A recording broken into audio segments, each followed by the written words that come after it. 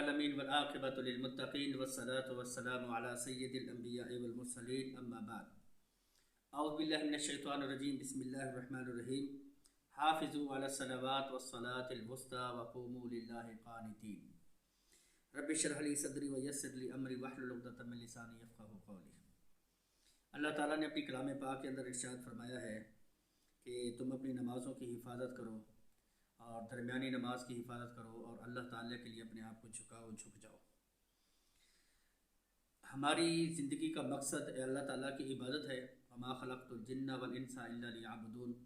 کیونکہ اللہ تعالیٰ نے یہ فرما دیا ہے کہ ہم نے جن اور انس کو اپنی عبادت کے لیے ہی پیدا کیا ہے۔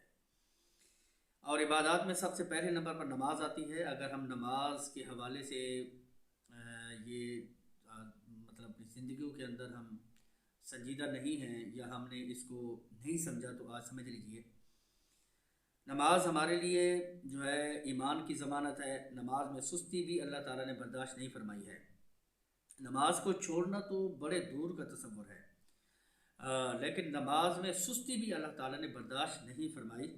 اللہ تعالیٰ فرماتے ہیں ویل للمصلین الذین هم عن صلاتهم ساہون، ایسے نمازی بھی ہلاک ہو گئے جو نماز کے اندر سستی برتتے ہیں، نماز میں سست ہو جاتے ہیں۔ مانا کہ نماز کبھی پڑھ لی یا کبھی ٹائم پہ پڑھ لیا یا کبھی جو ہے اس کو ٹائم سے چھوڑ دیا تو یہ سستی میں آتا ہے۔ نماز کو بالکل ترک کر دینا تو وہ تو نبی کریم صلی اللہ علیہ وآلہ وسلم کے فرامین میں ہے کہ وہ تو کفر ہے۔ تو اس لیے نماز کسی حالت میں ہم نہیں چھوڑ سکتے۔ طے کرنا چاہیے اپنی زندگیوں کے اندر، یہ فیصلہ کر لینا چاہیے کہ نماز ہم کسی حالت میں ترک نہیں کریں گے۔ ہاں سفر میں ہیں، مجبوری میں ہیں، اس کے لیے تخفیف رب نے رکھ دی ہے، آپ اس کو قصر کر سکتے ہیں۔ اگر کوئی بیمار ہو چکا ہے تو وہ جو ہے بیٹھ کے پڑھ سکتا ہے، اگر وہ اٹھ کے نہیں پڑھ سکتا تو لیٹ کے پڑھ سکتا ہے، اشارے سے پڑھ سکتا ہے، لیکن نماز جو ہے وہ ہم کسی حالت میں چھوڑ نہیں سکتے ہیں۔ ہماری معاشرے میں جس میں اس وقت ہم جی رہے ہیں، سب سے بڑا جو المیہ یہ ہے کہ ہم نے نماز کو ابھی تک معاشرے کی طرف دیکھا جائے تو ہم نے سیریس نہیں لیا، اپنے ایمان کو ضائع کر رہے ہیں اور سوشل میڈیا پہ آ جائیں، مطلب کہیں بیٹھ کے مجلس بیٹھک لگی ہے وہاں بیٹھیں، ہر دنیا کا ٹاپک ڈسکس ہوگا لیکن اس کی حوالے سے کوئی بات کرنے کو تیار نہیں ہے۔ میں دیکھیں معاشرے کو میں بھی دیکھتا ہوں، آپ بھی دیکھتے ہیں، تو اللہ تعالیٰ فرماتے ہیں کہ اپنی نمازوں کی حفاظت کریں، پہرا دیں، نمازوں پر پہرا دیں۔ جیسا کہ ایک قیمتی چیز ہوتی ہے اس پر پہرا دیا جاتا ہے، اس پر سیکورٹی گارڈ رکھے جاتے ہیں جو قیمتی جواہرات ہوتے ہیں اس کو سنبھالنے کے لیے، اسی طریقے سے نماز جو ہے ہمارے لیے بہت زیادہ قیمتی ہے۔ دیکھیں نبی کریم صلی اللہ علیہ وآلہ وسلم نے فرمایا ہے کہ عصر کی نماز کے بارے میں رب تعالیٰ فرماتے ہیں کہ حافظوا علی الصلوات، اپنی نمازوں کی حفاظت کریں، والصلاۃ الوسطی، اور درمیانی نماز کی حفاظت کریں۔ درمیانی نماز مطلب عصر کی نماز، اور جس کی عصر کی نماز رہ گئی تو نبی علیہ السلام نے فرمایا فَكَأَنَّمَا وُتِرَ أَهْلُهُ وَمَالُهُ، گویا کہ اس کا مال بھی ختم ہو گیا، ہلاک ہو گیا، اور اس کا جو مال ہے اور اس کی اہل ہے، اس کے مطلب بیوی بچے ہیں، وہ سب ختم ہو جائیں۔ یہ نقصان ہو گیا جو، یعنی اس کے بیوی بچے ختم ہو جائیں، اس کا مال ختم ہو جائے، یہ نقصان نہیں ہے اتنا جتنا نماز عصر کو چھوڑنے کا ہے۔ اب ایک نماز کو چھوڑنے کا نقصان یہ ہے کہ بیوی بچے مال جائیداد ایک طرف ہلاک ہو رہا ہو، ایک طرف نماز کی بات ہو تو ہمیں نماز پڑھنی ہوگی۔ یہ اتنی اہمیت اگر ہم دیکھیں ایک حدیث ہے، یہ صحیح بخاری کی حدیث ہے، تو پھر ہم سوچیں کہ اگر ہم برابر نماز چھوڑ رہے ہیں تو کتنی بڑی کوتاہی کر رہے ہیں، کتنا بڑا جو ہے ہم اپنے ایمان سے خالی ہو رہے ہیں۔ تو نماز جو ہے یہ دیکھیں، اگر ہم اللہ کے نبی صلی اللہ علیہ وآلہ وسلم کی زندگی پر ہم مطالعہ کرتے ہیں، میدان جہاد میں اللہ کے نبی علیہ السلام کھڑے ہیں اور نماز کا ٹائم ہے، ادھر سامنے دشمن ہے، رب تعالیٰ نے نماز کو چھوڑنے کا وہاں بھی فیصلہ نہیں فرمایا بلکہ صلاۃ الخوف کا طریقہ نازل فرما دیا،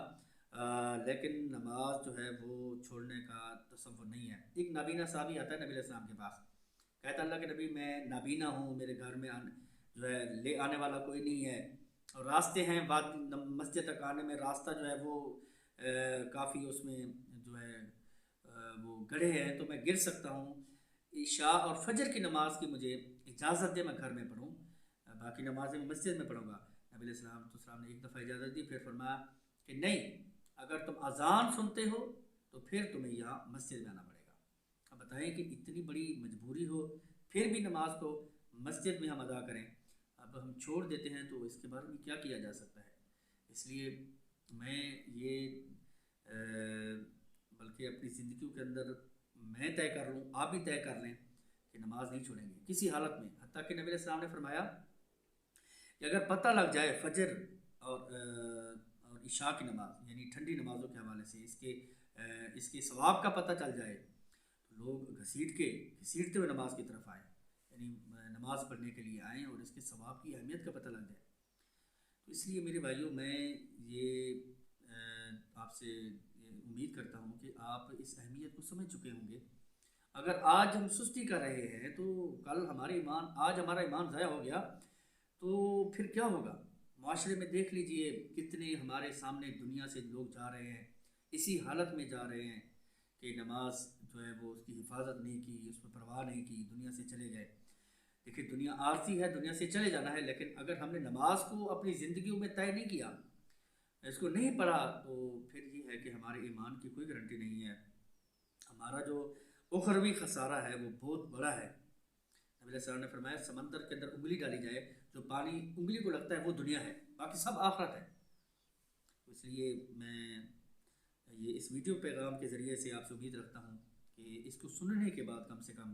اللہ تعالیٰ کے فرامین کو سننے سمجھنے کے بعد انشاءاللہ ہم طے کر لیں گے کہ اللہ تعالیٰ سے یہ مدد طلب کریں گے کہ اللہ ایک تو ہم سے سستیاں ہوں گی، ان سے درگزر فرما، اور مزید اے اللہ اپنی زندگیوں میں ہمیں نماز پڑھنے کی اور اس کی حفاظت کرنے کی توفیق عطا فرما۔ وما علینا